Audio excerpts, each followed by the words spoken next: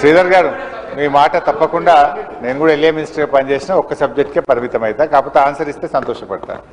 At least ఇప్పుడు ఏమైందంటే ఇంతమంది సభ్యులు కొత్త సభ్యులు మాట్లాడుతుంటే మీరు ఎల్ఏ మినిస్టర్గా స్పీకర్ గారు 0 ఓవర్ ఒక అరణ్య రోదనగా మార్చకండి. ఏదో మాట్లాడినామంటే మాట్లాడడం కాదు, ఆన్సర్ రావాలి.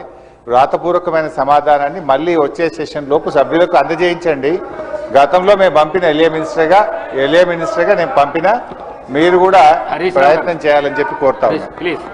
అధ్యక్ష, నేను ఈ ఉద్యోగులకు సంబంధించినటువంటి అంశం మాట్లాడాలనుకుంటా ఉన్నాను.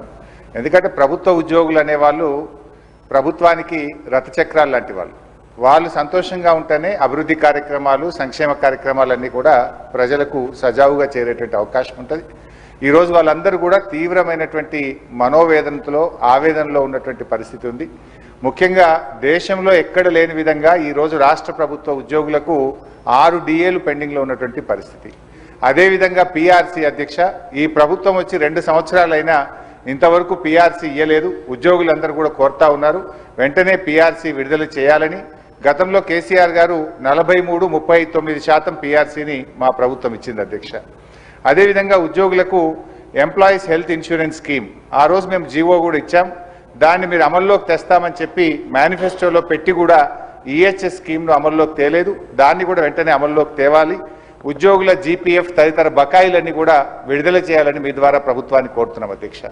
ముఖ్యంగా రిటైర్డ్ ఉద్యోగులైతే ఈ మధ్య మనం చూస్తూ ఉన్నాం 39 మంది రిటైర్డ్ ఉద్యోగులు బెనిఫిట్స్ ప్రభుత్వం నుంచి వాళ్ళ సేవింగ్స్ వాళ్ళకి ఇవ్వకపోవడం వల్ల వైద్యం కూడా చేయించుకోలేక ఈరోజు 39 మంది రిటైర్డ్ ఉద్యోగులు మరణించారు.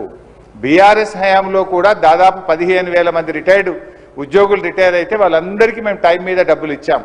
కానీ కాంగ్రెస్ హయాంలో, ఎందుకంటే ఈరోజు నేను అసెంబ్లీకి వస్తూ ఉంటే పొద్దున్నే నా సిద్దిపేటలో ఒక డాక్టర్ జగత్ Kumar Reddy retired JD veterinary పొద్దున్నే నా దగ్గరికి వచ్చి అన్నా కొద్దిగా అసెంబ్లీలో మాట్లాడు, నేను అక్టోబర్ 2024లో రిటైర్ అయినా ఇంతవరకు ₹1 రాలేదు. హైకోర్టుకు పోయి ఆర్డర్ తెచ్చుకున్నా అయినా రాలేదు. హైకోర్టులో కంటెంప్ట్ వేస్తే కూడా వాయిదాలు అడుగుతూ ప్రభుత్వం మమ్మల్ని ఇబ్బందులు పెడతా ఉంది. మా రిటైర్డ్ ఉద్యోగుల పెన్షన్ బెనిఫిట్లు ఇప్పించండి, చావు బతుకుల్లో ఉన్నటువంటి మమ్మల్ని కాపాడండి. 30-35 ఏళ్ళు ప్రభుత్వానికి సేవ చేసినటువంటి రిటైర్డ్ ఉద్యోగులను ఈ రకంగా వేధించడం ప్రభుత్వానికి తగదు, దయచేసి ప్రభుత్వం దృష్టికి తీసుకుపోండి అని చెప్పి పొద్దున్నే నా ఇంటికి 7 గంటలకే వచ్చి కూర్చున్నాడు సార్. నేను బయటకు వచ్చేసరికి ఏంది ఇంత పొద్దున్న వచ్చినావంటే ఇట్లా ఉందన్న ఆరోగ్యం బాగాలేదని చెప్పమంటే బట్టి గారికి చెప్తా తప్పకుండా ఈరోజు నేను మాటిచ్చి వచ్చి ఈరోజు చెప్తా ఉన్నాను అధ్యక్ష. అదేవిధంగా అధ్యక్ష, CPS ఉద్యోగులను OPSగా మారుస్తామని ఆ రోజు కాంగ్రెస్ పార్టీ ఎన్నికల్లో హామీ ఇచ్చింది. మరి ఎప్పటిలోగా ఓల్డ్ పెన్షన్ స్కీమ్ అమలు చేస్తారు?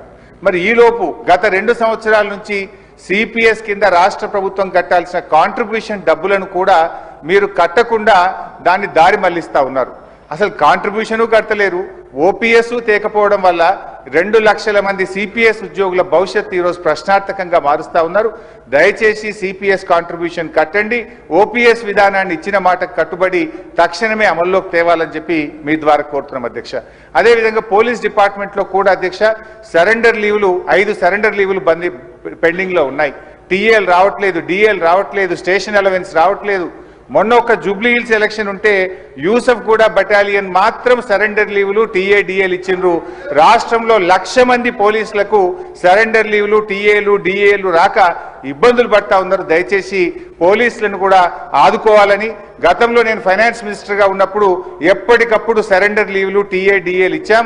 ఈ ప్రభుత్వం వచ్చిన 2 సంవత్సరాల నుంచి పెండింగ్లో ఉన్నాయి కనుక వాటిని విడుదల చేయండి. ఇలా పోలీసులు కూడా తీవ్రమైనటువంటి ఆవేదనలో ఉన్నారు. పోలీసులకు ఉండే ఆరోగ్య భద్రత స్కీమ్ కూడా బంద్ చేసిండ్రు. మీరు ₹1,00,000కే పరిమితం చేసిండ్రు. పోలీస్ కానిస్టేబుల్ చాలా ఇబ్బంది పడతా ఉన్నారు.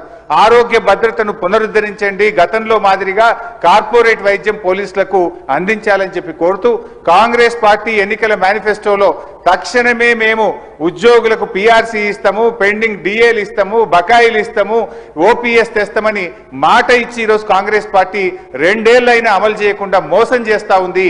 జరిగిన అన్యాయం ఇప్పటికే చాలా జరిగింది. తక్షణమే ఇప్పటికైనా ఉద్యోగులకు, రిటైర్డ్ ఉద్యోగులకు, పోలీసులకు ఇచ్చిన హామీకి కట్టుబడి మేలు చేయండి అని చెప్పి మీ ద్వారా ఆర్థిక మంత్రి డిప్యూటీ సీఎం గారిని నేను కోరుతా ఉన్నా అధ్యక్ష. అధ్యక్ష, గౌరవ సీనియర్స్ శాసనసభ్యులు హరీష్ రావు గారు ప్రస్తావన చేసిన అంశాలన్నిటిని కూడా నోట్ చేసుకున్నాం అధ్యక్ష. కానీ సభ దృష్టికి కొన్ని విషయాలు ఈరోజు హరీష్ రావు గారు వారి పార్టీకి సంబంధించి ఉద్యోగస్తుల గురించి వారి సంక్షేమం గురించి మాట్లాడుతున్నారంటే ఏ విధంగా ఉందంటే దయ్యాలు వేదాలు వలికినట్టు ఉంది అధ్యక్ష. ఉద్యోగస్తులకి ప్రతి నెల వారి జీతభత్యాలకు సంబంధించి 20 తారీఖు వరకు జీతాలు ఇయ్యలేని పరిస్థితుల్లో వారి ప్రభుత్వం నడిపారు. ఇప్పుడు వారి ఉద్యోగస్తుల గురించి మాట్లాడుతూ ఉన్నారు అధ్యక్ష. ఏదేమైనప్పటికీ ఉద్యోగస్తులకు సంబంధించిన సంక్షేమం, వారికి రావాల్సిన జీపీఎఫ్ కానీ, రిటైర్ అయిన పబ్లిక్ సర్వెంట్స్ సంబంధించిన అంశం విషయంలో ఒక సిస్టమ్ని ఏర్పాటు చేసుకొని వారికి ఏ విధమైన ఇబ్బంది రాకుండా అన్ని విధమైన చర్యలు తీసుకుంటామని గౌరవ సభ్యులకు తెలియజేస్తా ఉన్నారు. శ్రీ మాధవి దూషణ్.